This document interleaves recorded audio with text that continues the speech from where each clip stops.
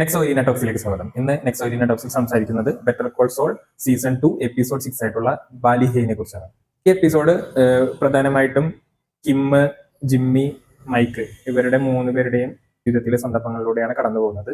നല്ലൊരു ക്ലയന്റിനെ HHMന് കൊടുക്കാൻ സാധിച്ചെങ്കിലും കിമ്മിന് വീണ്ടും തന്റെ പഴയ സ്ഥാനം നിലനിർത്താൻ കഴിഞ്ഞില്ല. ഹൊവാർഡ് കിമ്മിനോട് ഇപ്പോഴും ദേഷ്യത്തിൽ തന്നെയാണ്.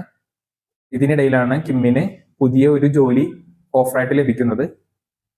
ഇപ്പോൾ കിം ശരിക്കും കൺഫ്യൂഷനിലാണ്. HHMൽ തുടരണോ അതോ പുതിയ ജോലി സ്വീകരിക്കണമോ എന്ന്.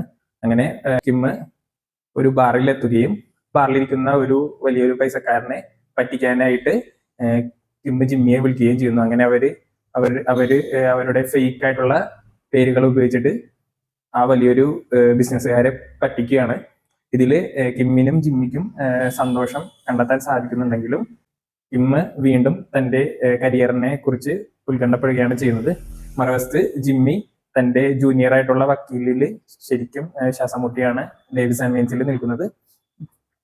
നല്ലൊരു ജോലിയും എല്ലാ സൗകര്യങ്ങളും ഉണ്ടായിട്ടും അദ്ദേഹത്തിന് ഉറങ്ങാൻ പോലും കഴിയുന്നില്ല.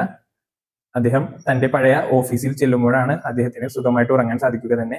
തന്റെ പുതിയ കാറിൽ അദ്ദേഹത്തിന്റെ കോഫിയുടെ കപ്പ് കറക്റ്റായിട്ട് ഹോൾഡ് ചെയ്യാത്തത് പോലും ജിമ്മിയെ വളരെയധികം ദേഷ്യം പിടിപ്പിക്കുന്നുണ്ട്.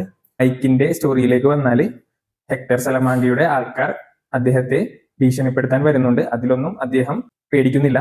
പക്ഷേ അവരുടെ അടുത്ത ഇര തന്റെ കൊച്ചുമകളും മകന്റെ ഭാര്യയുമാണെന്ന് അറിഞ്ഞപ്പോൾ സലമാങ്കയുടെ അടുത്ത് അദ്ദേഹം നെഗോസിയേഷൻ ടോക്കിന് പോയി ഹെക്ടർ പറഞ്ഞ തുകയിനേക്കാൾ വലിയൊരു തുകയ്ക്ക് മൊഴി മാറ്റി നൽകാമെന്ന് പറയുകയും നാച്ചോയിൽ നിന്ന് അദ്ദേഹം വാങ്ങിച്ച തുക നാച്ചോയ്ക്ക് തിരിച്ചു നൽകുകയും ചെയ്യുന്നുണ്ട്. അപ്പോൾ നാച്ചോ ചോദിക്കുന്നുണ്ട്, എന്തിനാണ് എനിക്ക് ഈ പണം തിരികെ നൽകുന്നത്? അദ്ദേഹം പറയുന്നു, we have an agreement together.